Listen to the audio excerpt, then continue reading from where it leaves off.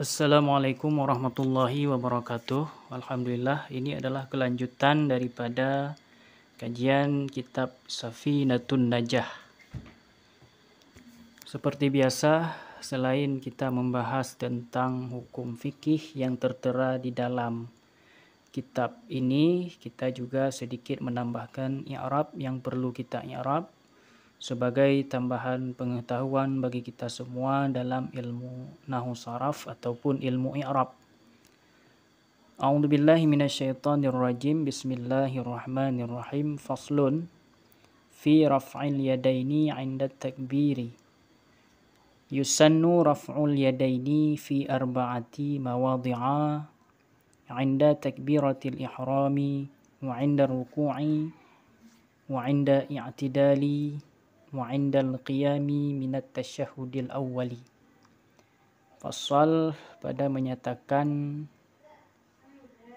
mengangkat dua tangan di ketika takbir. Jadi coba kita i'rab dulu terlebih dahulu. Sekarang di kesempatan ini coba kita mengi'rab pada kalimat yusannu raf'ul yadaini fi arba'ati mawadhi'a. Yusannu adalah sebagai fi'il. Fi'il apa?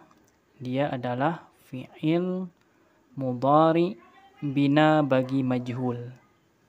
Karena kalau kita tasrif, itu asalnya sanna. Sanna yasunnu. Itu sanna ma'ruf, fi'il madhi ma'ruf. Yasunnu fi'il mudhari ma'ruf. Sunna fi'il madhi majhul. Yusannu fi'il madhi yang fi'il mudhari yang majhul. Kalau kita tasrif dengan tasrif 12, sanna yasunnu sannan, fahuwa sannun wa zaka masnunun. Sunna la tasunna masannun misannun. Sunna yusannu. Jadi yusannu adalah fi'il mudhari yang majhul di mana tugasnya adalah merafa'kan naib fa'il. Naib fa'ilnya yang di mana raf'u jatuh sebagai naib fa'il daripada yusannu. Hukum daripada naib fa'il di rafa'. Tanda rafa'nya dhammah yang zahir pada akhirnya. Kenapa dhammah? Karena dia isim mufrad. Hukum isim mufrad dirafa' dengan dhammah, dinasab dengan fathah, dijar dengan kasrah. Kemudian mudhaf, rafu ini jatuh sebagai mudhaf, yadaini jatuh sebagai mudhaf ilaih. Jadi seperti pelajaran sebelumnya sudah kita bahas sebelumnya, yang mana mudhaf ilaih ini dia majrur dengan mudhaf. Artinya majrur yang menjadi amilnya adalah, yang menyebabkan dia majrur adalah mudhafnya. Jadi yadaini majrur karena dia mudhaf ilaih, majrur dengan mudhafnya yaitu dengan raf'u. Tanda jarnya di mana? Dia majrur dengan mudhaf, alamat jar. Tanda jarnya di mana? Alamat jar ya. Tanda jar ya. Kenapa ya? Yadaini. Kenapa yang menjadi tanda jarnya di sini ya? Karena dia isim tasniyah. Hukum daripada isim tasniyah itu dirafa' dengan waw, dirafa' dengan alif. Yadani. Hukum isim tasniyah dirafa' dengan alif, dibaca yadani. Dinasab dan dijar dia dengan ya, yaitu yadaini. Berarti yadaini di sini jatuh sebagai mudhaf ilaih, dia itu majrur, tanda jarnya yaitu ya karena dia adalah isim tasniyah. Kemudian fi adalah huruf jar.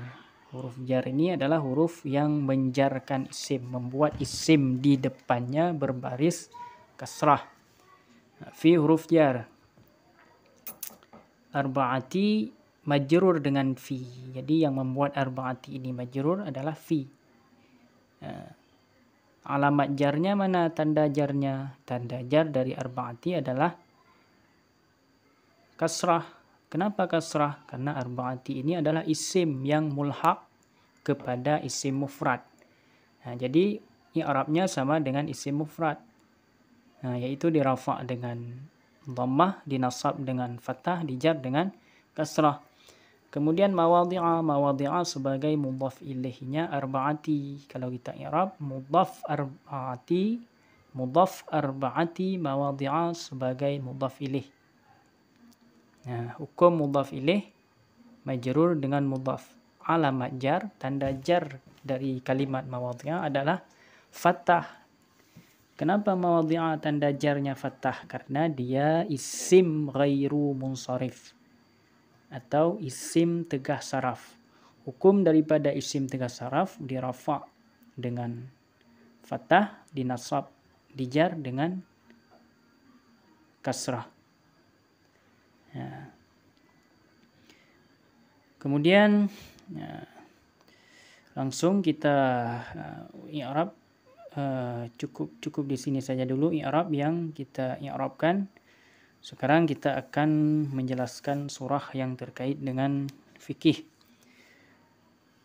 Jadi dalam fasal ini oleh musannif ingin menjelaskan tentang hukum mengangkat dua tangan di ketika takbir. Yusannu disunnahkan mengangkat dua tangan pada 4 tempat. Jadi di dalam salat itu ada 4 tempat di mana di situ disunnahkan mengangkat dua tangan. Yang pertama, inda takbiratil ihram, di ketika takbiratil ihram. Jadi permulaan pertama takbir di ketika salat itu adalah takbiratul ihram. Di situ sunnah bagi kita mengangkat kedua tangan. Yang kedua, wa inda ruku'i, di ketika ruku'. Daripada berdiri setelah membaca ayat surah, kemudian kita ingin ruku'. Di situ juga disunnahkan mengangkat dua tangan. Yang ketiga, wa indal i'tidali, di ketika i'tidal. Bangun daripada ruku', berdiri i'tidal. Di situ juga disunnahkan mengangkat kedua tangan. Yang keempat, wa indal qiyami minat tasyahudil awwali. Dan di ketika berdiri dari mana? Daripada tasyahud awal. Jadi pada rakaat yang kedua ada yang namanya tasyahud awal.